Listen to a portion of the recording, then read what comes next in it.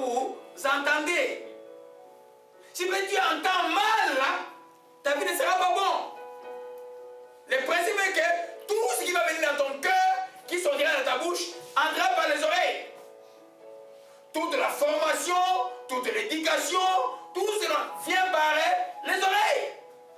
Même si on écrit, ça vient par les oreilles. C'est un élément important. Donc ce que tu reçois par tes oreilles est extrêmement important. Si tu es allé quelque part, les gens ne parlent que des impuretés, des choses du monde. Regarde comment est-ce qu'elle est fine, comment est-ce qu'elle est fine. Des histoires, terre à terre, là, toi tu quittes cet endroit. C'est pas l'endroit où il faut être. Alléluia. Amen. Ça va te distraire parce que tu es enfant de Dieu. Alléluia. Amen. Amen. Que personne ne vous séduit par les vains discours. C'est à cause de ces choses que la colère de Dieu vient sur le fils de la rébellion. Nous faisons attention. Autre paramètre de sanctification que nous devons voir, les causeries mondaines, on a parlé de ça, mais la musique du monde. Amen. Qui c'est que la musique peut créer des sentiments dans le cœur? Amen. Nous, quand on était dans le monde, il y avait des musiques, vous dansez pas, on mettait les slow, non? Quand on faisait une fête, on mettait les slow, tout le monde serrait la danse tranquillement. Mais qu'est-ce qu'il y avait derrière les slow là quand vous écoutiez ça? Amen. Les pensées voyageaient ailleurs. Alléluia. La musique du monde, vous savez d'abord, Dieu, à lui la gloire, à lui la louange. Satan était Lucifer, donc l'as de brillant, c'est lui qui apportait la louange devant Dieu. Donc il est descendu, ces dons-là, il les a encore. C'est pas étonnant qu'il y ait une musicienne qui vont chanter, une chanson qui te bouscule le cœur, où les gens pleurent. Mais c'est des pleurs qui n'amènent nulle part. Nous voulons les chansons que tu pleures, qui amènent à la repentance, qui t'amènent à la vie. Si tu écoutes cela, ton cœur va être dérangé, la vie du monde sera dans ta vie. En d'autres termes, c'est comme j'ai bien de parler, la fermeté par rapport à la conviction chrétienne va s'échouer, va diminuer. Ton seuil de tolérance va augmenter. Tu vas tout tolérer. Mais tu deviens quoi là? Amen. C'est quand même pas, les gens ne comprennent pas que Satan nous a, les chrétiens, des choses subtiles, pas des choses très graves. La musique du monde, ton oreille, quand tu as écouté, tu es souillé. Imagine-toi que ces musiciens-là, il fait un pacte avec Satan. En d'autres termes, Satan lui dit que tu as produit musique, tu vas envoûter les gens, ils vont devenir comme fous, ils vont s'habiller comme ça, ils vont profaner le nom de Dieu. Et toi, tu écoutes ça quand même. Ton esprit, s'il n'est pas dérangé, c'est très très grave. C'est qu'il est autorisé. Tu es naufragé spirituellement, tu as besoin de l'aide. Ton esprit, quand un enfant de Dieu écoute cette chose-là, il va sentir dans son cœur. Même quand il est dans un taximan met sa musique là, tu as dans son cœur, j'ai envie de sortir ici là. Mais si tu aimes ça, tu commences à mettre la bonne musique arabienne, toi aussi dedans, tu bouges la tête un peu là. Tu dis, c'est que dans le cœur, il y a quelque chose qui aime encore cette musique là, dis-moi. Il y a des chrétiens qui voyagent encore pour Toronto, pour les caravanes des Caraïbes. Je vois. Il y a des chrétiens qui voyagent encore, c'est quand c'est au mois de juillet. Ils voyagent encore. Et dimanche, ils viennent à l'église. Ils ne comprennent pas que Satan se cache dans la culture. Et quand vous regardez le carnaval de Rio de Janeiro, vous pouvez dire que c'est Dieu ça. Mais c'est l'impureté, c'est l'immoralité, c'est l'extravagance de l'immoralité. Voilà pourquoi il y a toujours des maîtres ce jour-là, à malgré les choses, il y a toujours des maîtres, il y a toujours des viols, il y a plein de choses qui se passent ce jour-là. C'est le règne de Satan. Alléluia. La musique est, tu dois écouter la musique de Dieu qui t'amène, quand tu es dans le trouble, ça t'amène la paix. Amen. Des fois une parole, j'ai écouté une parole juste d'un musicien hier avant à YouTube qui m'a donné comme une force terrible, non, samedi matin. Je ne connais même pas Jésus à jouer comme ça là. Une parole simplement. Alléluia. C'est que tu écoutes, parce qu'il faut faire en sorte que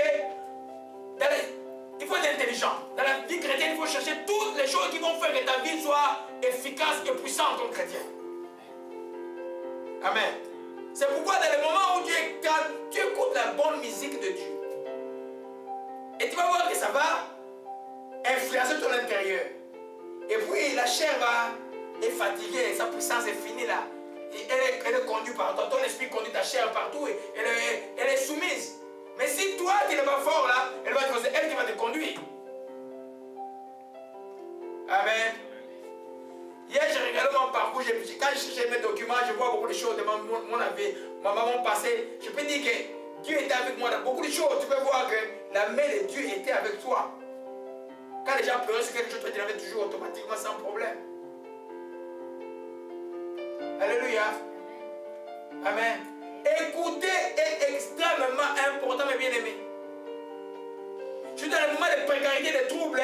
Ne cherche pas à aller écouter les incroyants ou quelqu'un qui va te dire des choses qui te plaisent. Écoute les hommes, vrais hommes de Dieu. Écoute Dieu dans la prière.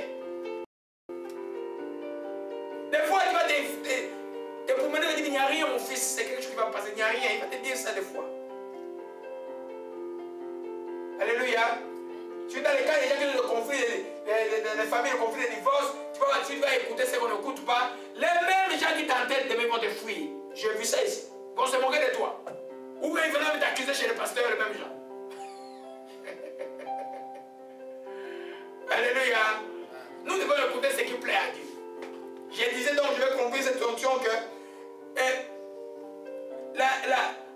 mon filtre d'oreille fonctionnera bien si mon cœur est bien assis à Dieu comme avec les yeux. Si ton cœur est, la loi de Dieu est inscrite dans ton cœur, maintenant c'est que tu peux écouter. Ah, c'est que j'écoute. Est-ce que c'est pur? Est-ce que c'est honorable? Hein? Est-ce que c'est digne de louange? Amen. Est-ce que c'est bon? Est-ce que c'est que j'écoute maintenant là, je peux l'écouter devant l'assemblée, ils vont dire que c'est quelque chose de bon que tu écoutes. Amen. C'est que nous écoutons extrêmement important. Alléluia. Amen. Amen. On va aller dans le psaume 119, le plus long psaume, verset 115. Oh. Amen, amen. C'est pourquoi quand tu t'associes avec les gens qui ne font que critiquer les gens, fouillez les gens qui critiquent les gens. Fouillez-les. Tu n'as rien à faire avec les gens qui critiquent les gens. Amen. Amen. Toi, au lieu de dormir tranquillement, tu vas te soucier. Tu vas prendre un dossier de quelqu'un que tu ne connais pas. Ça va te torturer. Lui, là-bas, il dort tranquillement. Tu vas écouter son histoire et puis ça te dérange. Non, n'écoutez pas les choses qui ne te concernent pas. Alléluia. Psaume 119, verset 115. David dit ceci. Éloignez-vous de moi, méchants, afin que j'observe les commandements de mon Dieu. Éloignez-vous de moi, méchants, afin que, c'est vous qui connaissez les Français, afin que ça signifie quoi? Hein, mais c'est quoi en termes de conjonction? Ça signifie quoi? Ça c'est un but, non? Oui. C'est un but, n'est-ce pas? Amen. Donc, le but pour lequel les méchants vont s'éloigner des croyants, c'est pour permettre aux croyants d'écouter les commandements de Dieu. Voilà pourquoi le psaume 1 dit, j'ai toujours dit, la Bible s'explique par elle-même, le psaume 1 dit, heureux l'homme qui ne s'assoit pas en compagnie des méchants. David dit simplement ceci, éloignez-vous de moi méchants, afin que j'observe le commandement de mon Dieu. Si vous êtes là, je n'observerai pas, parce que vous allez influencer mes oreilles.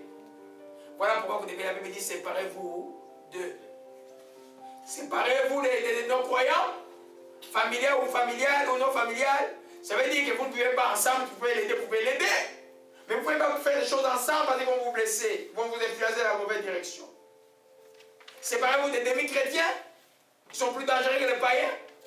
Les gens qui professent de connaître Christ, qui les réunissent par leurs œuvres en toutes choses. Paul dit, ces gens de personnes, fouillez loin d'eux. Alléluia. Pourquoi? Pour que toi, tu puisses observer le commandement de ton Dieu. Amen. C'est le pasteur Laurent qui l'a dit. C'est Dieu qui l'a dit, vous l'avez vu dans la Bible. Amen. J'ai fait de mon mieux pour toujours prouver que la Bible s'explique par elle-même. Alléluia. En d'autres termes, si je m'assois avec les non-croyants, ils vont m'influencer mes pensées. Vous allez parler du histoires, et puis vous parlez des histoires, et puis toi maintenant des fois comme nous qui dans le monde on était plein d'orgueil, et puis tu commences à sortir des histoires du monde ancien, qui n'était pas le passé, et puis l'orgueil monte, et la cause rien finit, lui d'aller dormir, toi, tu as commis un péché. Lui il est allé dormir, lui n'a pas de problème parce qu'il n'est pas en bonne alliance avec Dieu, toi tu as commis un péché. Alléluia. On peut faire 3 dimanches où je peux prouver les gens pourquoi c'est important que les chrétiens soient séparés de nos croyants. Intrafamilial ou extrafamilial. Alléluia. Une des raisons que vous voyez, c'est les oreilles. C'est que tu écoutes. Et une solution arrive, toi tu vois la solution par la foi, lui il voit la catastrophe, et puis tu es chamaille parce qu'il voit la catastrophe. Vous êtes dans un monde totalement opposé. Alléluia. Amen. Ah, gloire à Jésus-Christ. Amen, amen, amen, amen, amen. Alléluia. Alors, on y reste 20 minutes. Nous allons, maintenant, les oreilles, on a vu. Mais notre plus grand, pourtant lui, il ne reçoit pas. Mais je ne sais pas comment Dieu a fait que lui, il sort les choses, mais c'est ceux-là le souille. Amen. La bouche, il fait tout ce qu'il avale. Jésus a dit, ça ne pose pas de problème. Ça va dans le lien secret, puis ça sort à la toilette. Mais ce qu'il sort là, il est dangereux, il suit le corps. C'est pourquoi je l'ai mis parmi les 3 portes d'entrée de souillure. La bouche. Je me rappelle, il y a quelques années, je suis allé faire une prédélivrance avec, je crois, Frère Guilain, quelque part à l'est de Boré, c'est une de mes petites sœurs là. Je ne sais pas son nom, il va rire un peu. Quand je faisais la vision que j'ai vue, c'était les langues qui partaient jusque par terre, comme ça. Ah, comme ça, là, donc, en vision, la langue, sa langue là, était juste par terre. Alors j'ai dit, mais petite, c'est ton problème, c'est la langue. On va couper cette langue-là aujourd'hui. Alléluia. La langue, la bouche ou la langue. Je vais utiliser des termes interchangeables parce que et c'est, vous voyez que dans la verbalisation, la langue bouge aussi. Amen. Cet organe-là qui est devant nous. Alléluia. Amen. On va commencer par le texte de Jacques. Je n'avais pas prévu commencer Jacques chapitre 3. Et puis on va voir. Nous parlons maintenant de la sanctification de la bouche. Comment faire que notre bouche puisse être une bouche qui plaît à Dieu. Amen. Je suis en train de prêcher par la bouche maintenant là. Amen. Il faut par un moment que je maudisse par la même bouche, dit Saint Jacques. Alléluia. Des fois la tentation est forte, mes bien-aimés. Alléluia. Jacques chapitre 3. Amen. Amen. Alléluia. Amen, amen, amen. Jacques chapitre 3. Nous sommes en train de voir comment sanctifier les 3 portes de souillure de notre être, de notre corps. Nous sommes au niveau de l'enseignement, c'est situé au niveau de la sanctification du corps. Nous avons vu la sanctification de l'âme, mais nous voyons la sanctification du corps. Alléluia. Jacques